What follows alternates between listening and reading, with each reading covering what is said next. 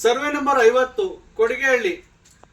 ನಾವು ಬೆಂಗಳೂರು ಉತ್ತರ ತಾಲೂಕಿನ ವ್ಯಾಪ್ತಿಯಲ್ಲಿ ಬರುವಂತಹ ಕೊಡಿಗೆಹಳ್ಳಿ ಗ್ರಾಮ ಪಂಚಾಯಿತಿಯ ಸಮೀಪದಲ್ಲಿ ಸರ್ವೆ ನಂಬರ್ 50ರಲ್ಲಿ ರಾಜಕಾಲುವೆ ಹಾದು ಹೋಗಿದ್ರು ಕೂಡ ಅದರ ಪಕ್ಕದಲ್ಲಿ ಅದನ್ನು ಒತ್ತುವರಿ ಮಾಡಿಕೊಂಡು ಸಂಪೂರ್ಣವಾಗಿ ಕನಿಷ್ಠ ಅಂದ್ರೂ 50ಕ್ಕಿಂತ ಶೇಕಡವಾರು ಒತ್ತುವರಿಯನ್ನು ಮಾಡಿಕೊಂಡು ಅಂಗಡಿ ಮಳಿಗಳನ್ನು ಇವತ್ತು ನಿರ್ಮಾಣ ಮಾಡಿದ್ದಾರೆ. ಯಾವ ಅಧಿಕಾರಿಯೂ ಕೂಡ ಅದನ್ನು ಪ್ರಶ್ನೆ ಮಾಡುವುದಾಗಲಿ ಇಲ್ಲ ಅದಕ್ಕೊಂದು ನೋಟಿಸ್ ಕೊಡುವುದಾಗಲಿ ಯಾವುದೇ ರೀತಿ ಕ್ರಮವನ್ನು ಕೈಗೊಂಡಿಲ್ಲ. ಇದರ ಸಂಬಂಧಪಟ್ಟಂಗೆ ನನ್ನ ಗಮನಕ್ಕೆ ಬರುತ್ತೆ. ನಾನು ಕೂಡ ಸ್ಥಳ ಪರಿಶೀಲನೆ ಮಾಡ್ತೀನಿ. ಸಂಬಂಧಪಟ್ಟಂಗೆ ಸಂಬಂಧ ಆ್ಯಪ್ ಕೂಡ ಆಗಿರ್ಬೋದು, ಸಂಬಂಧಪಟ್ಟ ನಕ್ಷೆಯಲ್ಲೂ ಕೂಡ ರಾಜಕಾಲುವೆ ಹೋಗಿದೆ. ಆದರೆ ಎಷ್ಟರ ಮಟ್ಟಿಗೆ ಇದನ್ನು ಒತ್ತುವರಿ ಮಾಡ್ಕೊಂಡಿದ್ದಾರೆ ಅಂದರೆ ಕನಿಷ್ಠ ಅಂದ್ರೂ ಒಂದು 2 ಅಡಿ ಕೂಡ ಅಂತರವನ್ನು ಬಿಟ್ಟಿಲ್ಲ. ಇವತ್ತು ನಮ್ಮ ರಾಷ್ಟ್ರೀಯ ಹಸಿರು ನ್ಯಾಯ ಮಂಡಳಿಯು ಕೂಡ ಒಂದು ಆದೇಶ ಮಾಡಿದ್ದಾರೆ. ಸಂಪೂರ್ಣವಾಗಿ ಏನು ರಾಜಕಾಲುವೆ ಆಗಿದೆ, ಕೆರೆ ಸಮೀಪ ಗ್ರೀನ್ ಬೆಲ್ಟ್ ಆಗಿರ್ಬೋದು, ಬಫರ್ ಝೋನ್ ಪ್ರತಿಯೊಬ್ಬರು ಬಿಡಲೇಬೇಕು. ಈ ಕೆರೆ ಆಗಿರ್ಬೋದು, ಗ್ರೀನ್ ಬೆಲ್ಟ್ಗಳಲ್ಲಿ ಕನಿಷ್ಠ 75 ಮೀಟರ್ವನ್ನು ಕೊಟ್ಟು ಏನು ನಾವು ರಾಜಕಾಲುವೆ ಅಂತ ನಾವು ಕರೆಯಲ್ಪಡ್ತಿದ್ವಿ 3 ಹಂತಗಳಲ್ಲಿ 50 ಮೀಟರ್ ಆಗಿರ್ಬೋದು, 35 ಮೀಟರ್ ಆಗಿರ್ಬೋದು, ಇಲ್ಲ 15 ಮೀಟರ್ ಆಗಿರ್ಬೋದು, ಇದಕ್ಕೆ ಸಂಬಂಧಪಟ್ಟಂಗೆ 25 ಮೀಟರ್ ಆಗಿರ್ಬೋದು, ರಾಜಕಾಲುವೆ ಬಫರ್ ಝೋನಲ್ಲಿ ಬಿಡಿ ಅಂತರವನ್ನ ಅಂತ ಸಾಕಷ್ಟು ಹೇಳಿದ್ರು ಕೂಡ ಇವತ್ತು ಎಷ್ಟರ ಮಟ್ಟಿಗೆ ಪಾಲನೆ ಮಾಡ್ತಾ ಇದ್ದಾರೆ ಅಂದ್ರೆ ಯಾರಿಗೂ ಕೂಡ ಕೇರ್ ಮಾಡ್ತಾ ಇಲ್ಲ. ಬೆಂಗಳೂರು ಇವತ್ತು ನಶಿಸಿ ಹೋಗೋದಕ್ಕೆ ಕಾರಣ ಏನಂದ್ರೆ ಅಲ್ಲಿ ಕಟ್ಟಡ ಬಿತ್ತು, ಇಲ್ಲಿ ಕಟ್ಟಡ ಬಿತ್ತು, ಅಲ್ಲಿ ಕೊಚ್ಕೊಂಡು ಹೋಯ್ತು, ಇಲ್ಲಿ ಮನೆಗೆ ನೀರು ಇತ್ತು, ಈ ಅಪಾರ್ಟ್ಮೆಂಟ್ಗೆ ನೀರು ನುಗ್ತಾ ಇದೆ. ಸಾಕಷ್ಟು ಸಣ್ಣ ಪ್ರಮಾಣದಲ್ಲಿ ಮಳೆ ಬಂದರೂ ಕೂಡ ಇವತ್ತು ಬೆಂಗಳೂರು ಅಲ್ಲೋಲ ಕಲ್ಲೋಲ ಆಗ್ತದೆ. ಕಾರಣ ಏನು? ಸಾಕಷ್ಟು ಕೆರೆಗಳನ್ನು ಮುಚ್ಚಿದ್ದಾರೆ, ಸಾಕಷ್ಟು ರಾಜಕಾಲುವೆಯನ್ನು ಮುಚ್ಚಿದ್ದಾರೆ. ಈ ಬೃಹತ್ ನೀರು ಕಾಲುವೆಯನ್ನ ಅದನ್ನ ಒತ್ತುವರಿ ಮಾಡಿ ಸಣ್ಣ ನೀರು ಕಾಲುವೆ ಮಾಡಿರ್ತಾರೆ. ಇವತ್ತು ರಾಜಕಾಲುವೆ ಅದೊಂದು ವೇ ಇದ್ರೆ ಅದರ ಪಥವನ್ನು ಬದಲಾವಣೆ ಮಾಡಿರ್ತಾರೆ. ಸಾಕಷ್ಟು ನಾನಾ ಕಾರಣಗಳಿವೆ.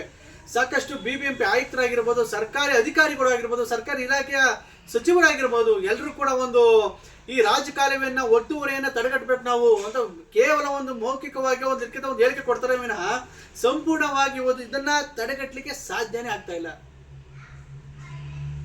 ಇವತ್ತು ನಾವೇನು ಸರ್ವೆ ನಂಬರ್ 50 ಕೊಡಿಗೆಹಳ್ಳಿ ಗ್ರಾಮ ಪಂಚಾಯತಿ ವ್ಯಾಪ್ತಿಯಲ್ಲಿ ನೋಡ್ತಾ ಇದ್ದೀವಿ. ಇವತ್ತು ಅಂಗಡಿ ಮಳಿಗೆಗಳನ್ನ ಕಟ್ಕೊಂಡಿದ್ದಾರೆ.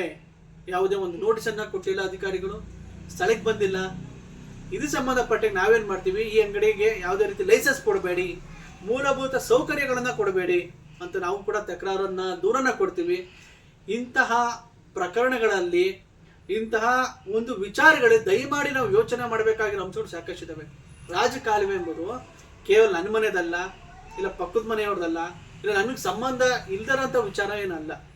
ಇವತ್ತು ಬೆಂಗಳೂರನ್ನು ಕಾಪಾಡುವಂಥ ಸ್ಥಿತಿಯಲ್ಲಿ ಸಾಕಷ್ಟು ಪಾತ್ರಗಳನ್ನು ವಹಿಸ್ತವೆ. ಇವತ್ತು ಏನು ಅತಿಯಾದ ಮಳೆ ಆಗಿರ್ಬೋದು, ಹೀಗೆ ಸಣ್ಣ ಪ್ರಮಾಣದ ಮಳೆ ಬಿದ್ದರೂ ಕೂಡ ಬೆಂಗಳೂರಲ್ಲಿ ಇವತ್ತು ಎಷ್ಟು ನೀರು ಮಟ್ಟಿಗೆ ಶೇಖರಣೆ ಆಗ್ತದೆ ಕನಿಷ್ಠ ನಾವು ಮಾಧ್ಯಮಗಳೆಲ್ಲ ನೋಡ್ತಾ ಇರ್ತೀವಿ.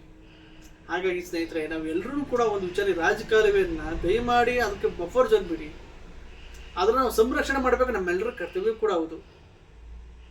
ಇವತ್ತು ಏನು ನಮ್ಮ ಸರ್ವೆ ನಂಬರ್ 50 ಕೊಡಿಗೆಹಳ್ಳಿ ಗ್ರಾಮ ಪಂಚಾಯತಿ ವ್ಯಾಪ್ತಿಯಲ್ಲಿ ಅಕ್ರಮವಾಗಿ ಅಂಗಡಿ ಮಳಿಗೆಯನ್ನು ನಿರ್ಮಾಣ ಮಾಡಿದ್ದಾರೆ. ಅದರ ವಿರುದ್ಧ ಖಂಡಿತವಾಗಿ ಕಾನೂನು ಕ್ರಮ ಹೋರಾಟ ಮಾಡಲೇಬೇಕು ನಾವು. ಯಾಕಂದ್ರೆ ಎಲ್ಲರೂ ಒಂದು ಪ್ರಶ್ನೆ ಮಾಡ್ತಾ ಇದ್ದಾರೆ, ನಮ್ದೇನ ಒತ್ತುವರಿ ಇರೋದು, ಭಕ್ತರು ಒತ್ತುವರಿ ಮಾಡಿಲ್ವಾ, ಅವ್ರನ್ನ ಕೇಳಿ ನಮ್ಮನ್ನ ಯಾಕೆ ಕೇಳ್ತಾ ಇದ್ದೀರಾ ಎಂಬಂತ ಅಸಹ್ಯವಾದ ಉತ್ತರಗಳನ್ನು ಕೊಡ್ತಾ ಇದ್ದಾರೆ. ಅಂದ್ರೆ ನಾವು ಎಷ್ಟರ ಮಟ್ಟಿಗೆ ಅಂದ್ರೆ ಎಲ್ಲರೂ ಒತ್ತುವರಿದಾರಲ್ಲ. ಖಂಡಿತವೂ ಇಂತಹ ಪ್ರಕರಣಗಳಲ್ಲಿ ನಾವು ಖಂಡಿತವಾಗಿಯೂ ಹೋರಾಟವನ್ನು ಮಾಡಲೇಬೇಕಾಗ್ತವೆ. ರಾಜಕಾಲುವೆಯನ್ನು ಉಳಿಸೋದು ನಮ್ಮೆಲ್ಲರ ಕರ್ತವ್ಯ ಕೂಡ ಹೌದು. ಹಾಗಾಗಿ ಇದರ ಸಂಬಂಧಪಟ್ಟಂಗೆ ನಮ್ಮ ಡೆಪ್ಯೂಟಿ ತಹಸೀಲ್ದಾರ್ ಆಗಿರ್ಬೋದು, AC ಅವರಾಗಿರ್ಬೋದು, ಸಂಬಂಧಪಟ್ಟ DC ಅವರಾಗಿರ್ಬೋದು, ಸಂಬಂಧಪಟ್ಟ ಜಾರಿದಾರರಾಗಿರ್ಬೋದು, ಸಂಬಂಧಪಟ್ಟ ಸರ್ಕಾರ ಅಧೀನ ಕಾರ್ಯದರ್ಶಿಗಳಿಗೂ ಕೂಡ ತಮ್ಮ ಇದೇ ವಿಚಾರವಾಗಿ ಗಮನಕ್ಕೆ ತಗೊಂಡ್ಬಂದಿದ್ವಿ. ಇದರ ಒಂದು ಸಂಪೂರ್ಣವಾಗಿ ತನಿಖೆ ಮಾಡಿ ಅಕ್ರಮ ಎಂಬ ವಿಚಾರ ಗೊತ್ತಾದರೆ ಕೂಡ ಇದನ್ನು ತೆರವುಗೊಳಿಸಿ, ಇಲ್ಲದಿದ್ದ ಪಕ್ಷದಲ್ಲಿ ಇದಕ್ಕೆ ಉಗ್ರವಾದ ಹೋರಾಟವನ್ನು ಕೂಡ ನಾವು ಮಾಡಬೇಕಾಗ್ತದೆ.